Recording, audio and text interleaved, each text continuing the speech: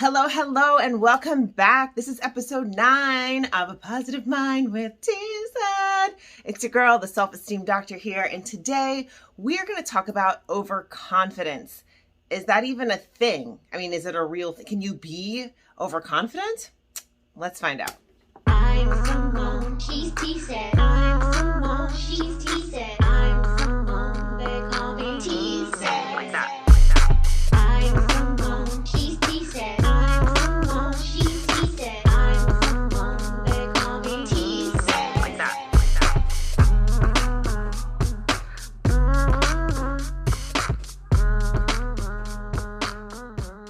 Like that. So as promised, we're talking about overconfidence.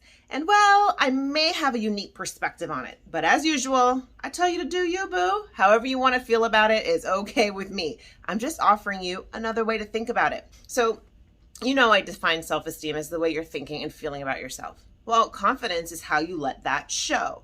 So if I'm thinking and feeling really terrible things about myself, guess what? There are 2 choices, maybe more, but at least 2 choices I have for how I let that show.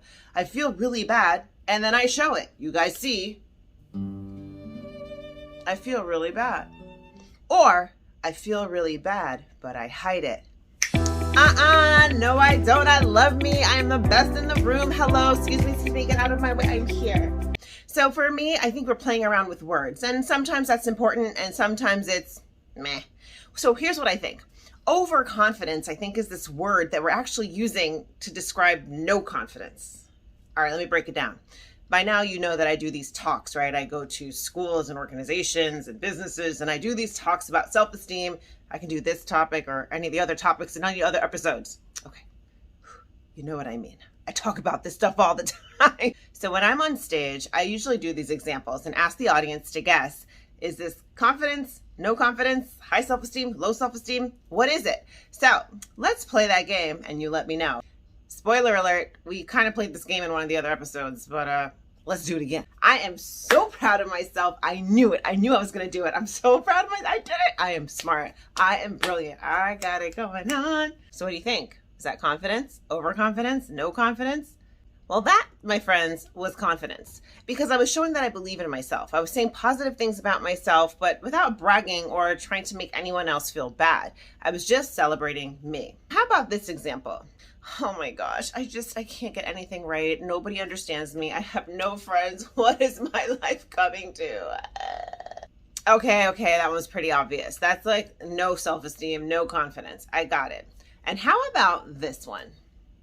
I am absolutely the best person in the entire world. Like, I am so sorry for you that you are not as awesome as me, because it must be hard to be around me. I mean, honestly, like, it's just not even, right? I mean, no lies are being told. No lies are being told. Oh my gosh, I'm so sorry for you guys. But like, here I am. Even pretending that is exhausting. All right, so clearly you know what that one was, right? That was overconfidence. But you see, to me, I don't like this word. This brings us back to the beginning of the episode. Is it really overconfidence? You see, I define this one as 0 confidence, no self-esteem, and no demonstration of confidence whatsoever. And I think it starts to look confident, but it's hiding something. I think it's just hiding a deeper truth that you're not really digging yourself, and you're on a mission to make other people dig you. Prove yourself. You better like me. I'm going to make you like me. I'm going to make you think I like me, and I'm exhausted. That's not what it's about, you guys. Do you get it? So again, I'm not forcing you to see this my way, but I think this has always been a very good explanation for those people who act so amazing and they become so popular by being mean. Are they really confident? I mean, do they really love themselves? Think about it. As human beings, we like to usually share what we got going on inside. If I'm happy inside, it usually comes out. If I'm sad inside, it usually comes out.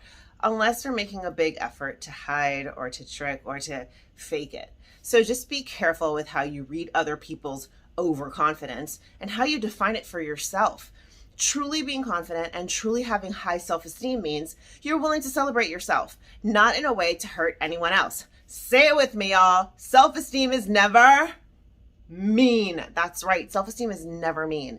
And high self-esteem, like high, healthy self-esteem, is never mean.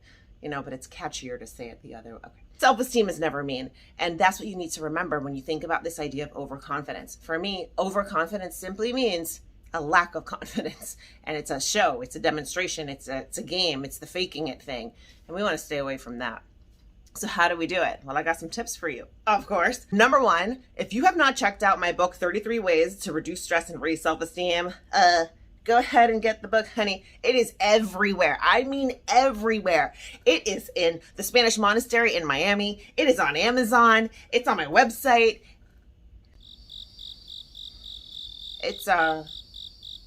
Okay, so it's not everywhere, but it's in those places, and you can get your hands on it anytime you want. I'm gonna make sure I put the description in this link so you can get to it, all right? The next tip I have for you comes from my online academy. Bing! You know about the Self-Esteem Doctor Academy. And in the academy, we've got a class called Self-Esteem and Comparing with Others.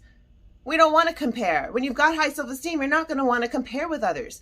But a lot of times I have learned during my one-on-one coaching and my presentations and my talks that we're actually comparing quite a bit. And when we do that in a negative way, we start to try to be better and match up and meet up and level up. And that's when we start acting out sometimes with this overconfidence.